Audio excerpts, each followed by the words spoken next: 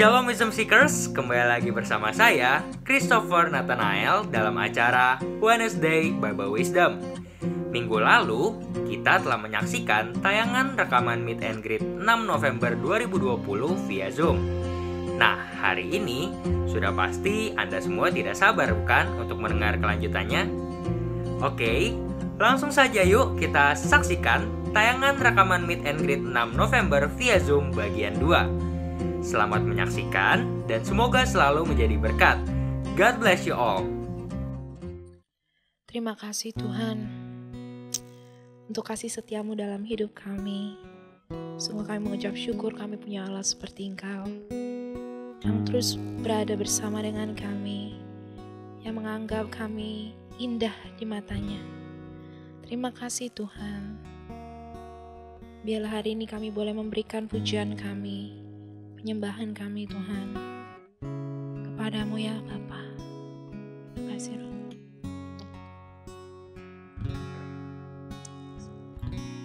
Kasih setiamu yang ku rasakan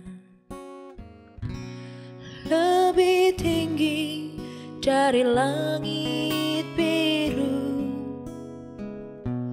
Kebaikanmu yang telah kau nyatakan lebih dalam dari lautan. Berkat-Mu yang telah ku terima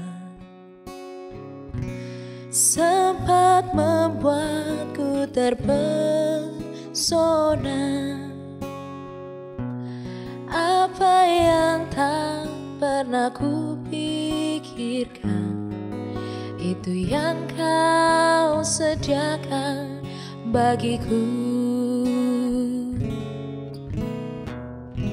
Siapakah aku ini Tuhan? Dari biji matamu, dengan apakah ku balas Tuhan selain puji dan sembahkan? Terima kasih Tuhan. Kasih setiamu yang ku rasakan lebih tinggi dari langit biru. Kebaikanmu yang telah kau nyatakan lebih dalam dari lautan. Berkat-Mu yang telah ku terima sempat membuatku terpesona. Apa yang tak pernah ku pikirkan, itu yang kau sediakan bagiku. Yes, Lord. Siapakah aku ini Tuhan? Dari biji matamu, dengan apakah ku balas Tuhan selain puji dan sembah? Siapa kami ini Tuhan? Siapakah aku ini Tuhan? Dari biji matamu, dengan apakah ku balas Tuhan selain puji dan sembah Kau?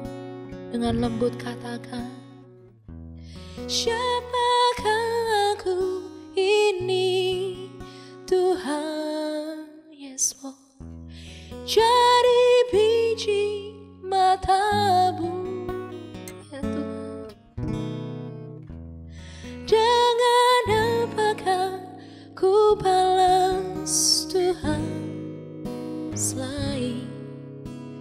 puji dan sembah Kau, selain puji dan sembah Kau, selain puji dan sembah Kau. Yes, Lord. Segala pujian sembah kami naikkan padamu Tuhan. Oh, terima kasih untuk anugerah-Mu dalam hidup kami. Kami bersyukur Kau buat kami berharga. Oh, kami sembah, kami puji Engkau, kami bersyukur padamu. Oh, terima kasih Tuhan.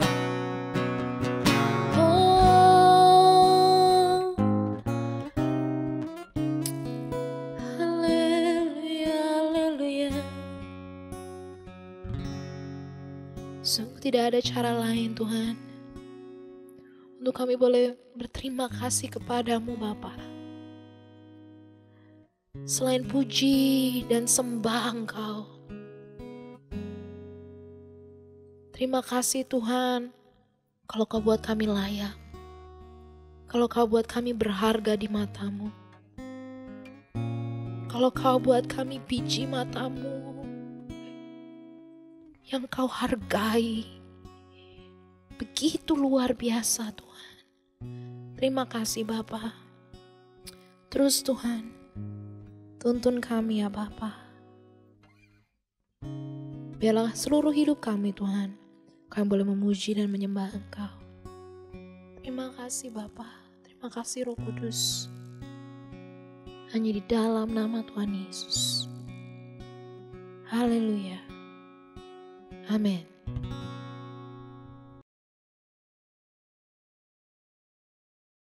Dedicated ini, kita juga harus ngerti culture-nya dia dong, Pak. Ya. The way dia menulis, kan Betul. maksudnya waktu dia menulis bayangan itu adalah bayangan dia pada saat itu yang dia tahu gitu ya, Pak, di zamannya gitu.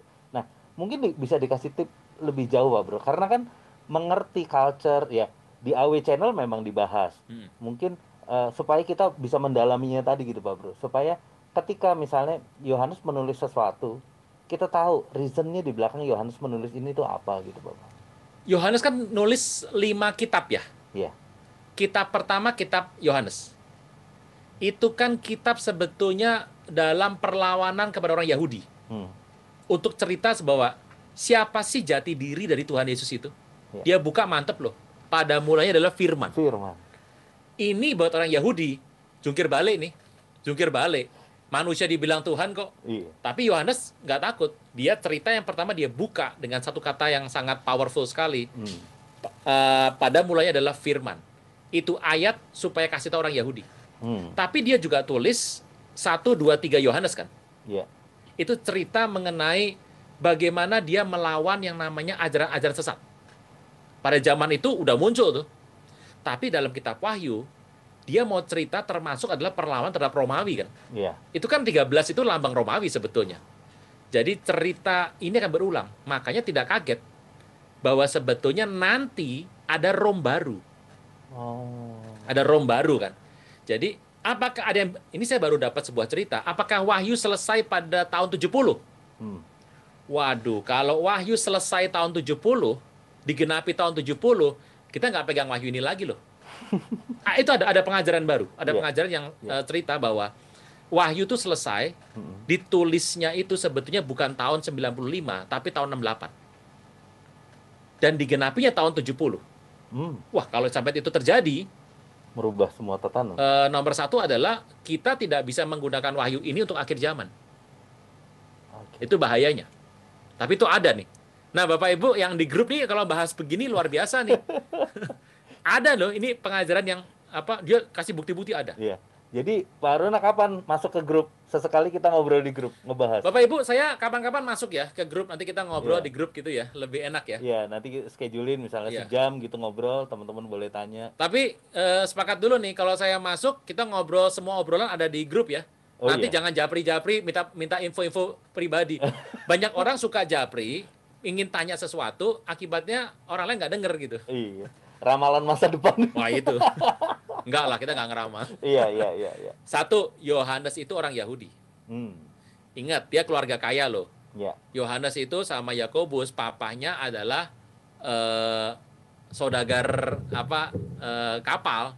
Dia punya kapal. Ya. Dia bukan buruh kapal. Ya. Dia punya kapal. Berarti berduit. Ya. Nah, Yohanes orang Yahudi dan dia tinggal dengan konsep Yahudian dia. Nah, ini harus dipertimbangkan soal tadi berulang tadi loh. Iya. Mengulang. Iya. Dia cerita mengenai ada sebuah lokasi yang dikuasai 7 gunung. Iya. Bapak Ibu, contoh saya buka sebentar ya. Ini nikmat nih. Wahyu 17. Ini bocoran-bocoran aja dulu. Iya. Wahyu 17. Wahyu 17 dikatakan adalah ayat ke-9. Yang penting ialah akal yang mengandung hikmat. Yang penting itu apa sih? Akal mengandung hikmat. Oke. Yang penting apa sih? Bijaksana. Akhir zaman yang penting itu akal sama bijak. Bukan okol. Okol tuh tenaga. Akal ya 7 kepala ialah 7 gunung yang di atasnya perempuan tuh duduk. Dari sini dari segi geografi aja udah ketahuan. Di dunia ini cuma ada satu kota, satu wilayah yang dikelilingi oleh 7 gunung. Di muka bumi cuma ada satu wilayah yang dikelilingi 7 bukit. Bukit apa gunung? Kalau kita bikin namanya Temple Mount. Bukit Bait Suci. Lo Mount itu gunung apa bukit? Iya. Kalau orang Indonesia bisa buktikan. Kenapa? Di kita bukit ada, gunung ada. Iya. Di tempat lain, gunung ya bukit itu. Nah, lain lagi, ini rusak semua jadinya. Kota, wilayah yang dikelilingi 7 bukit, di muka bumi cuma ada satu, Yerusalem. Di muka bumi, wilayah yang ada 7 gunungnya cuma satu, Rome. Jadi kalau mau, tapi tolong ya Bapak Ibu, ini tafsir. Iya. Pasti benar Pak, ya belum tentu. Pak Bro, sedikit ngomong, pas kebetulan Pak Bro ngomong tafsir. Boleh kasih pengertian nggak Pak Bro? Tafsir itu gimana sih maksudnya Pak? Yang dimaksud Pak Bro? Ini kadang teman-teman suka nanya hal-hal seperti ini gitu. Waduh, nafsir itu gimana ya? Kita mengambil sebuah simpulan dari satu fakta yang tersaji. Oke. Nyata, beda loh. Kalau dikatakan misalnya, dan Tuhan sudah mengasihi Sion, Yerusalem, jelas itu. Udah, lokasi jelas, koordinatnya jelas. Iya. Tapi ada perlambang-perlambang yang kita bisa tafsir. Perumpamaan. Makanya Bapak Ibu, ini saya buka lagi tips lagi nih, tips. Siap. Orang Yahudi itu kalau belajar pakai perumpamaan. Rabi-rabi itu hobinya perumpamaan. Jadi kalau menjelaskan, nggak pernah pakai langsung. Pakai perumpamaan. Apa sih artinya? Suruh mikir sendiri. Itu yang saya sering bawakan di WBW sama Bapak Ibu Saudara sekalian. Saya tuh nggak suka, agak kurang suka, bukan nggak suka. Kalau Anda tanya A, saya kasih A, selesai. Iya. Ini terbawa dari kehidupan masa kecil saya sebetulnya. Wah ini curhat lagi nih, enggak ya? Enggak ya. Papi saya, waktu saya masih kecil, itu kalau saya ada pertanyaan, Pak, kalau yang ini artinya apa? Gitu ya. Papa saya selalu bilang gini, aduh Papa nggak tahu. Papa nggak belajar. Tapi di buku ada tuh, buku itu. Itu di kamus itu ada. Zaman dulu kan yang namanya kamus kan, dia kalau pergi ke Jakarta, Iya. ke toko Gunung Agung, beli buku banyak. Terus dia bilang begini, di buku ini mungkin ada, coba kamu cari. Jadi pas saya buka buku itu ada, saya nggak pernah pergi ke papi saya lagi. Sampai saya bilang gini, papi saya memang bodoh. Kenapa? Ditanya nggak pernah tahu. Tapi dia tunjuk buku. Saya tuh nggak pernah mikir, orang yang berani nunjuk buku, berarti pernah baca bukunya dong. Iya Pak Bro. Dia udah tahu isinya apa. Udah tahu isinya. Nah, waktu saya sudah besar, saya baru sadar. Ternyata orang Yahudi seperti itu. Saya bukan darah Yahudi ya. Iya, iya. Tuhan Yesus kalau ngajar pakai perumpamaan. Iya. Artinya apa? Mikir. Dan itu sampai sekarang sekolah Rabi Yesiva sampai hari ini seperti itu. Yang Pak Bro sering sebut bola tanggung ya Pak Bro. Bola tanggung. Lempar. Makanya orang yang suka berdebat. Nggak pokrol bambu. Berdebat sampai habisnya nggak pernah jelas.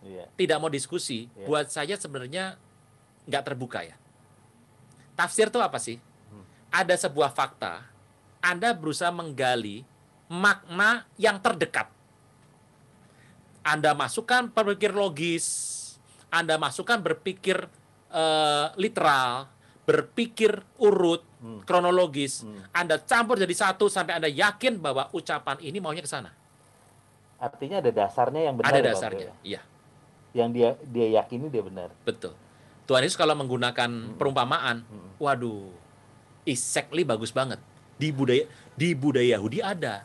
Nah, kita kalau baca perumpamaan Tuhan Yesus pakai kacamata Indonesiawi. Nggak ketemu.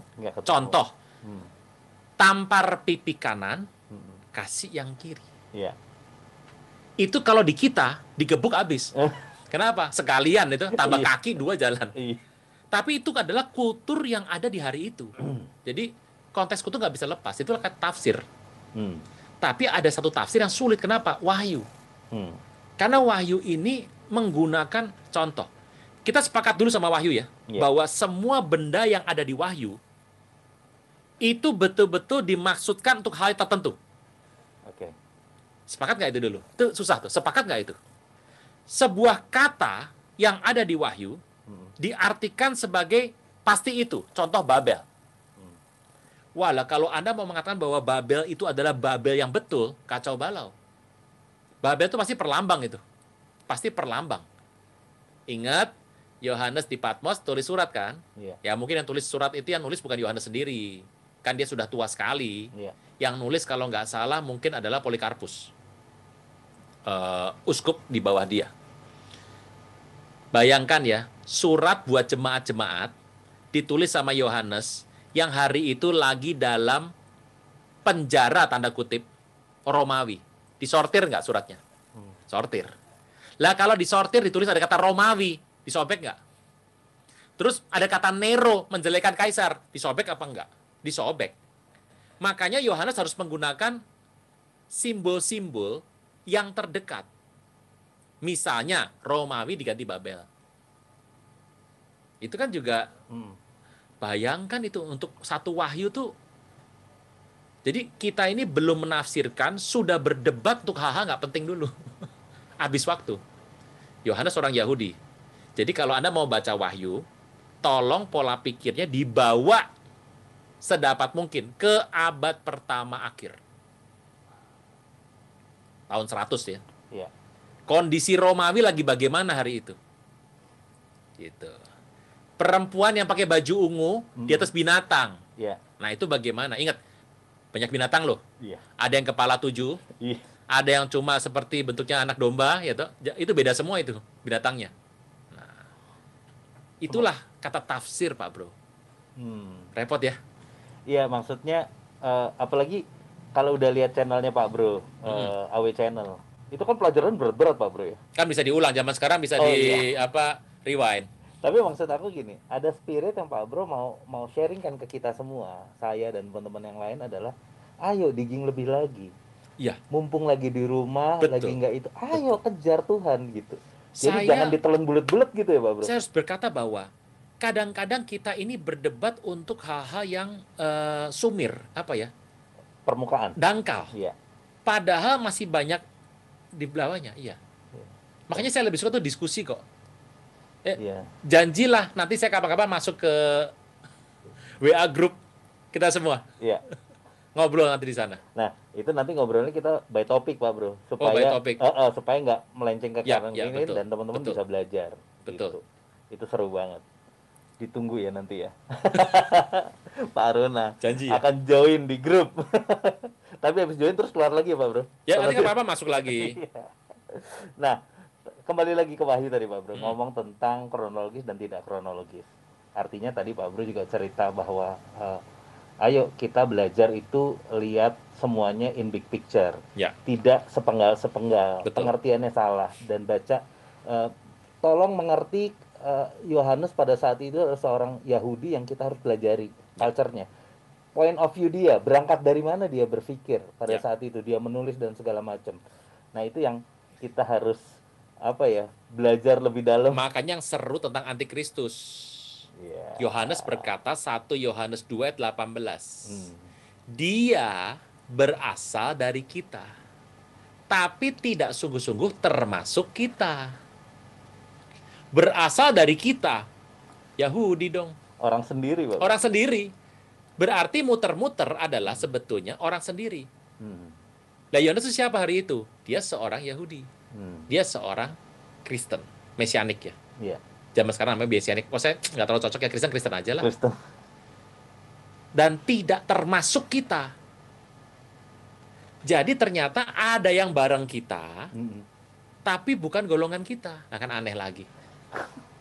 Artinya dia bicara tentang kaum, Ya, tapi kaum itu terpisah. dia antara itu orang percaya dan bicara tidak adalah percaya. berarti salah satu Yahudi dan atau Kristen, Hmm. tapi kelakuannya tidak tergolong dari kita. Oke. Itu yang kemarin sempat kita bahas, itu menjadi bagian juga kayak orang fasik gitu ya Pak Bro. Iya, Mengerti tentang ajaran kebenaran, tapi dia dalam betul, aplikasi hidupnya tidak melakukan itu semua. betul. Gimana?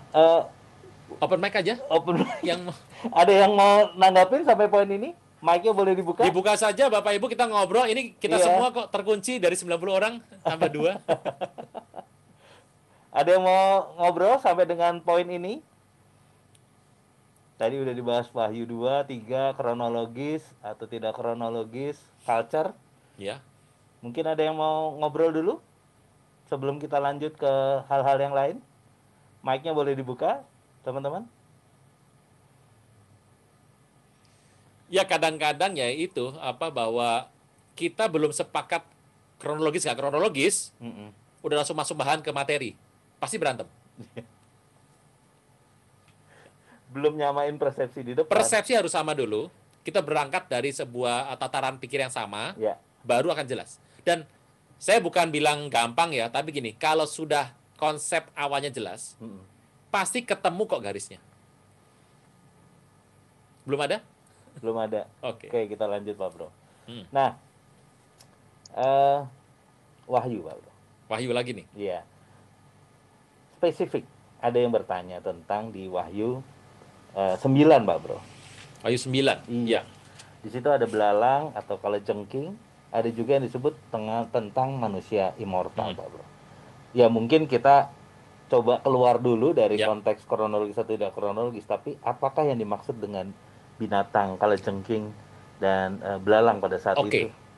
Ini menarik nih, sebentar. Teman-teman kalau ngelihat ini meja warnanya orange ya. Kalau belakang warnanya ungu ya.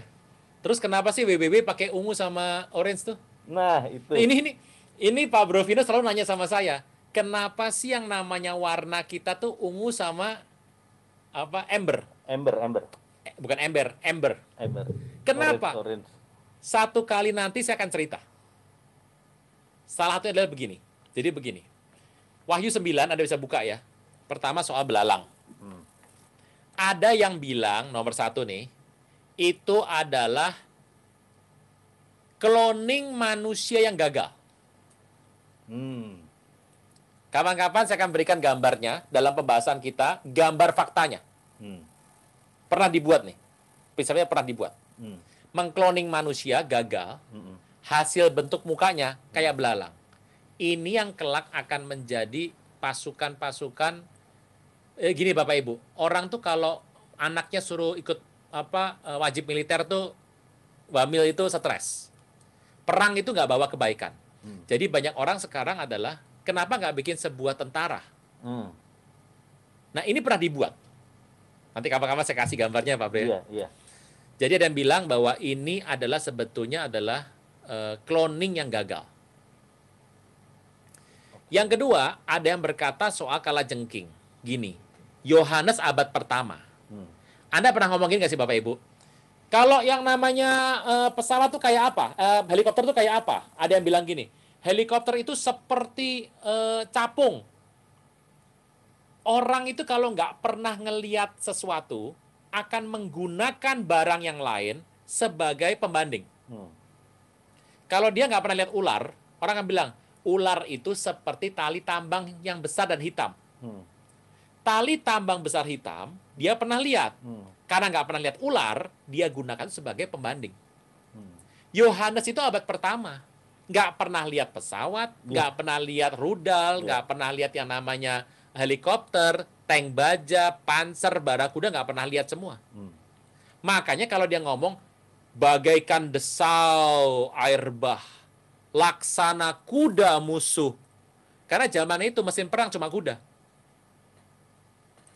Pesawat namanya apa? Nah, susah. Lah kalau meriam nembakan dari larasnya itu namanya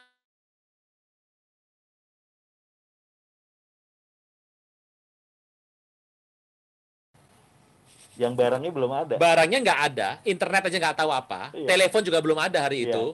Gitu. Abad pertama mau menjelaskan abad 21, isinya adalah bagaikan, seperti, laksana. Nah itu dia. Semuanya.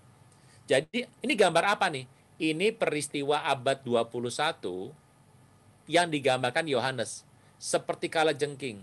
Rambutnya seperti perempuan. Apa nih? Kayak singa. Jangan-jangan itu adalah meriam loh. Itu satu. Jadi cloningan pertama. Kedua adalah benda-benda mesin perang yang Yohanes nggak pernah lihat. Pak, itu adalah tadi apa? Makhluk yang immortal. Immortal. Nah ini nih seru nih, immortal. Kita keluar sebentar ya, kita bahas kejadian. Anak-anak Allah melihat anak manusia cantik-cantik, lalu mengambil mereka menjadi istri-istri. Ini ada salah nih, bahasa asli, hati-hati. Anak-anak Allah melihat anak manusia cantik-cantik, lalu mengambil mereka jadi istri-istri. Setelah itu muncullah orang-orang perkasa pada zaman itu, yang sering disebut dengan nama Nephilim. Seru nih ya? Iya. Kita kejadian nih, banyak yang cerita. Nephilim, nggak usah banyak cerita dulu. Kita ambil arti katanya aja. Nephilim artinya adalah the fallen ones. Orang-orang, person-person yang jatuh. Contoh, kalau Trump menang, Biden itu the fallen one. Kalau Biden menang, ini belum keluar hari ini ya? Belum. Tapi nggak tahu, habis tayang pasti keluar. Iya. Kalau Biden menang, Trump adalah the fallen one. Orang yang jatuh. Jadi kalau Anda ada 10 calon, 1 terpilih, yang 9 gugur. Yang 9 itu namanya the fallen ones. Yang gugur. Nah, Nephilim itu adalah konteksnya the fallen ones. Yang gugur dan jatuh. Gagal. By product. Gagal. Itu Nephilim. Kenapa gagal? Karena percampuran benih ilahi dan benih non-ilahi. Makanya Bapak Ibu, Anda harus berpikir sedikit bahwa rumah tangga itu dibangun, ini lari keluarga lagi. Benihnya harus jelas. Karena kalau benihnya nggak jelas, nanti bisa mutasi gen loh. Itu kan raksasa itu, Nephilim mutasi gen itu. Nah itu makhluk yang dikatakan makhluk-makhluk setengah dewa yang immortal. Tapi memang pola tafsir ini agak berlebihan kalau dibawa ke wahyu. Kalau di kejadian kita bisa cerita mengenai ada manusia pertama apa tidak. Tapi ingat ya, mau Anda percaya yang sisi manapun, saya harus bilang bahwa Adam adalah manusia sempurna, tanda kutip, yang Tuhan buat untuk masuk ke taman di Eden. Nah, itu dulu ya. Jadi yang tadi immortal sudah ya. Immortal memang cerita bagus, menarik nih. Tapi kalau dibawa ke wahyu terlalu berlebihan. Jadi kelihatannya wahyu tidak akan bisa menjelaskan tafsirnya, mengkaitkan, sulit mencari ayat di wahyu untuk menjelaskan immortal. Susah. Nah, kalau gitu Pak Bro, kembali ke Wahyu. Artinya Pak Bro tadi cerita bahwa Yohanes pada saat dapat penglihatan itu, dia sebenarnya belum lihat barangnya, karena dia lihat future. Betul. Nah, artinya yang dia lihat itu adalah perumpamaan-perumpamaan yang dia pikir paling kayaknya mendekati ini. Saya bacakan ayat 7 ya. Boleh Pak. Wahyu 9 ayat 7. Rupa belalang itu sama seperti kuda yang disiapkan untuk peperangan. Pernah lihat kuda perang ya? Jangan ngelihat kuda orang Inggris. Kuda perang pada zaman abad-abad pertama. Orang Viking. Viking datang pakai kapal kan? Satu daerah dikuasai. Lihat penampilan orang mau perang di Viking. Dia pasang tanduk. Kalau dari suku-suku yang pedalaman, itu dibikin ngeri sekali. Tampilan ngeri. Dan kudanya pun dikasih jubah. Kasih jubah, kasih tanduk, kasih penutup mata, dibikin serem. Kenapa? Biar musuh gemetar. Jadi dia bilang, seperti kuda mau perang. Di atas kepala mereka ada sesuatu yang menyerupai mahkota emas. Ada kepalanya. Kemungkinan besar juga ini tank baja bisa. Panzer juga bisa. Pesawat tempur zaman sekarang juga bentuknya kan ada yang dilukis bentuk hiu. Lah, kalau Yohanes lihat pertama, wah, hiu. Padahal ya pesawat. Contoh rudal. Gulungan kitab terbang. Gulungan terbang pernah lihat bentuknya, Megilot itu sudah kayak rudal bentuknya. Jadi ada banyak cerita Pak Bro. Jadi kalau yang Immortal, kita simpen deh beritanya. Ini enak buat kejadian, bukan di Wahyu. Jadi kalau gitu saya ambil kesimpulan begini aja Pak Bro ya. Akan ada pembahasan lain, tapi tolong dipahami pada hal itu Yohanes melihat itu adalah masa depan yang sebenarnya dia belum tahu barangnya apa ya. Sekarang kita bisa mengartikan, menafsir lebih jelas. Karena kita sudah lihat barang-barangnya lebih banyak pembandingnya. Gitu. Sebelum tadi ke Nephilim dan Adam. Oke. Wahyu dulu ya, boleh Pak Bro? Wahyu lagi, Wahyu. Nah, sedikit aja cerita Pak Bro. Mumpung kita habisin Wahyu nih. Boleh cerita nggak Pak Bro? Sekilas saja tentang materai dan sangkakala Pak Bro. Jadi gini, saya gambar lagi ya. Boleh Pak Bro. Gambar.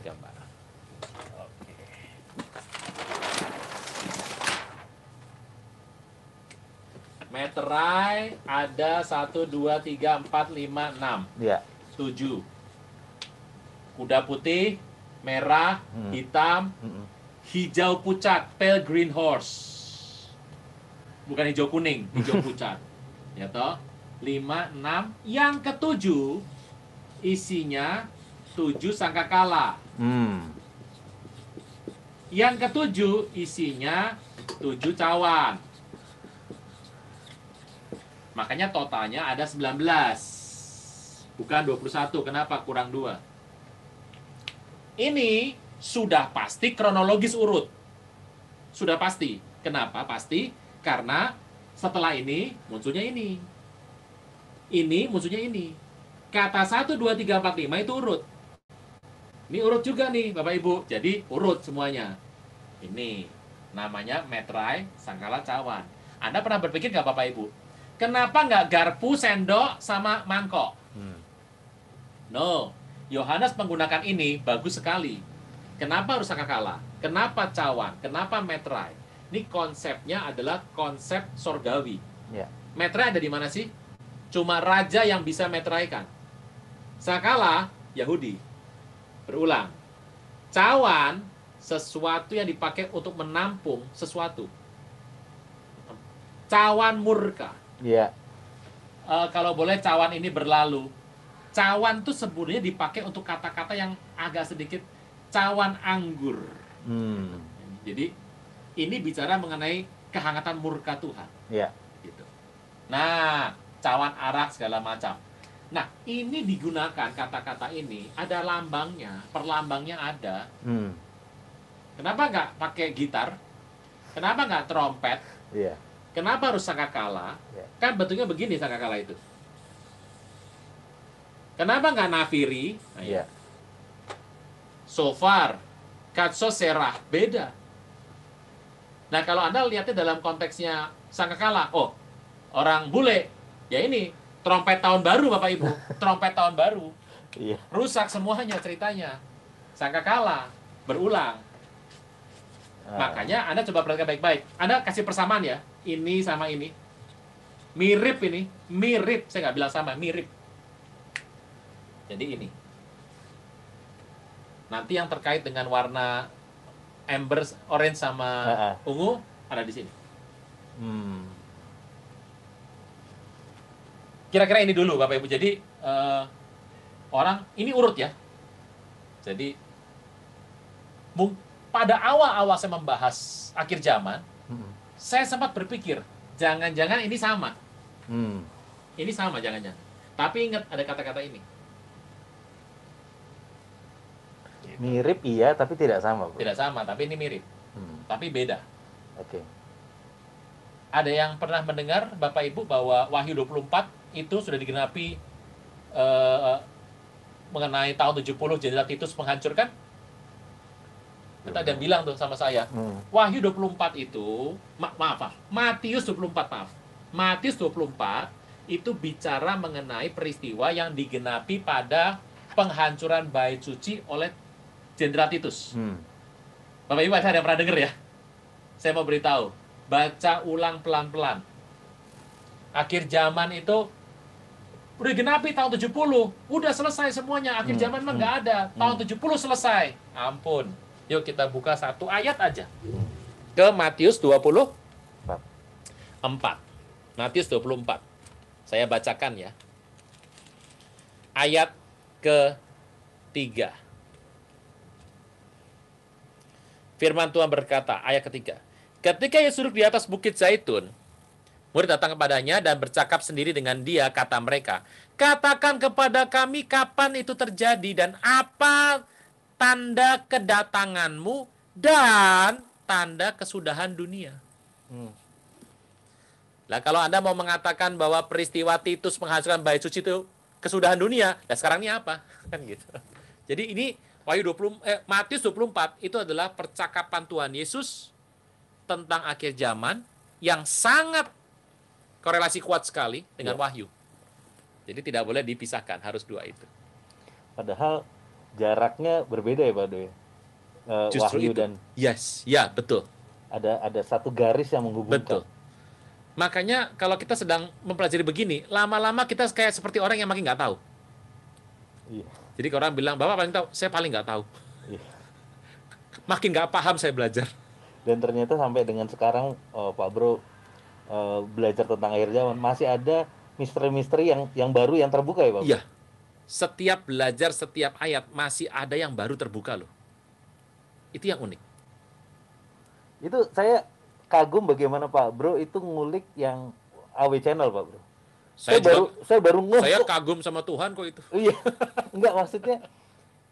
Wah itu ya. Ya pelan-pelan. Pasti itu Tuhan itu Pak Bro. Pelan-pelan aja, pelan-pelan dibuka, pelan-pelan. Oke.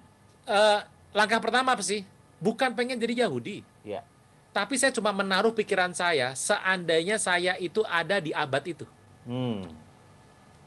Jadi startnya dari situ.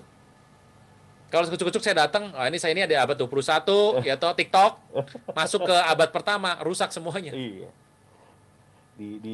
Disamakan dengan keadaan apa yang kita sekarang. Ya, itu makanya banyak orang mengkritik Bapak ini kurang update, kurang segala macam, tampilannya terlalu konvensional ya. Walaupun sekarang udah pakai jaket sama kaos ya, Pak Bro. Kan Pak Bleng kasih. Oke. Nah, Pak Bro, ini menarik tadi. Materai, Sangkakala, Cawan. Baru ngerti juga nih.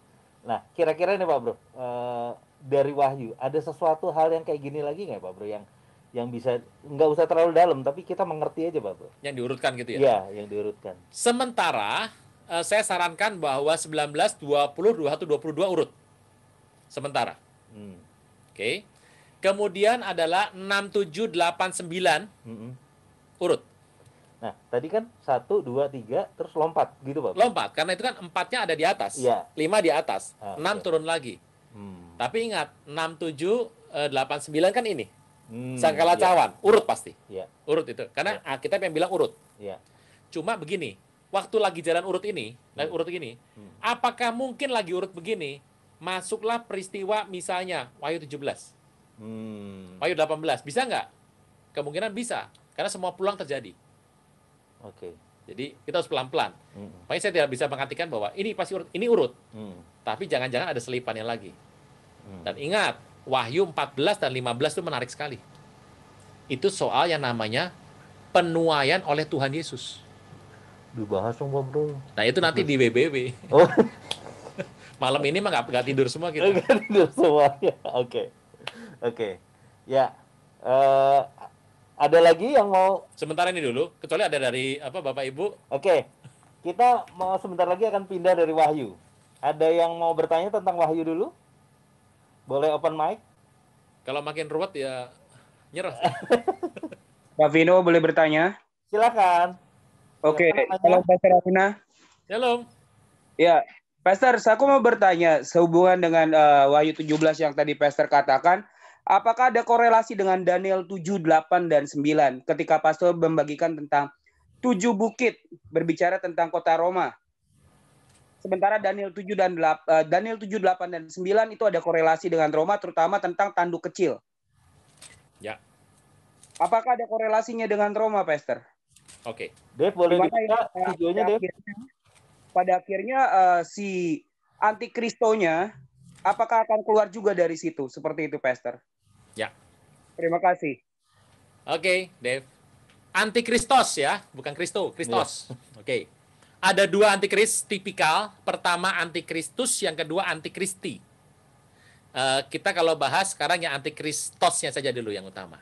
Pertanyaan Dev adalah, apakah Wahyu tadi ini itu terkait dengan yang namanya Daniel 7, 8, 9 tentang sebuah tanduk? Ya.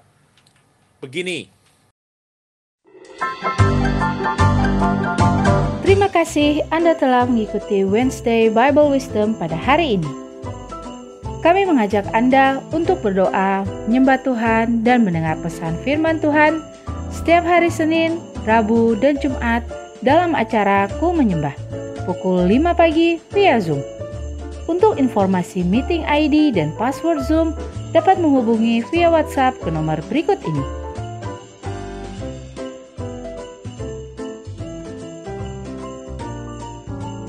Ibadah Minggu tetap dapat Anda ikuti secara online melalui YouTube channel GBI Kebon Sirih atau melalui aplikasi RCTI Plus.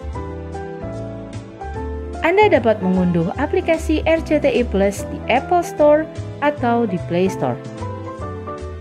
Untuk ibadah online minggu depan, hari Minggu 22 November 2020, ibadah akan dimulai pukul 6 pagi. Pesan firman Tuhan akan disampaikan oleh Pastor Yudit Halim dengan tema Those Who Really Love Jesus. Ibadah dapat dilihat setiap saat setelah waktu penayangan. Kami mengajak Anda kembali mengikuti GBI Kebon Sirih Wednesday Bible Wisdom. Rekaman Meet and Greet 6 November 2020 via Zoom bagian ketiga. Hari Rabu 25 November 2020 pukul 6 pagi. Bersama narasumber Pastor Aruna Wiryo Lukito dengan host Bapak Vino Pramudito. Acara ini dapat dilihat setiap saat setelah waktu penayangan. Kini, Anda dapat memberikan persembahan umum, persembahan syukur, dan persembahan perpuluhan melalui QR Code. Bagi jemaat yang rindu memberikan persembahan, dapat menggunakan dompet digital sebagai berikut.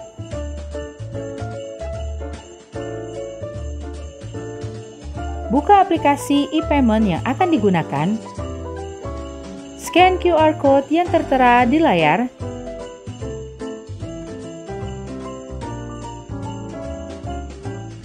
Masukkan nominal yang diinginkan. Klik OK atau lanjutkan atau confirm dan lakukan konfirmasi pembayaran. Selamat, Anda telah berhasil melakukan proses transfer via QR Code. Persembahan melalui QR Code tidak dipungut biaya apapun. Persembahan umum, perpuluhan, diakonia, dan bantuan COVID-19 dapat Anda transfer ke nomor rekening berikut ini.